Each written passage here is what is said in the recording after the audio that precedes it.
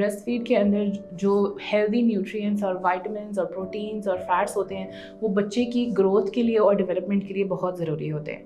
ना सिर्फ बच्चे की फ़िज़िकल ग्रोथ के लिए बल्कि बच्चे की मेंटल ग्रोथ के लिए भी बहुत ज़रूरी होते हैं। बल्कि एक तहकीक ने साबित किया है कि वो बच्चे जो ख़ुसूसन माँ का फीड लेते हैं उनका आईक्यू लेवल बाकी बच्चों से ज़्यादा ऊपर होता है। इसके अलावा एक दूसरा बहुत बड़ा फ़ायदा ब्रेस्ट मिल्क का ये है कि वो बच्चों को एडिक्वेट न्यूट्रिशन देता है।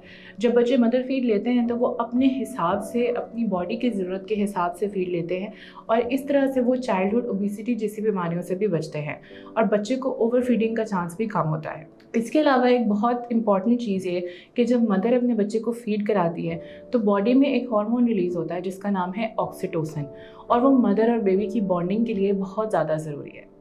ब्रेस्ट मिल्क का सबसे बड़ा फ़ायदा ये है कि वो बच्चे को इम्यूनिटी देता है।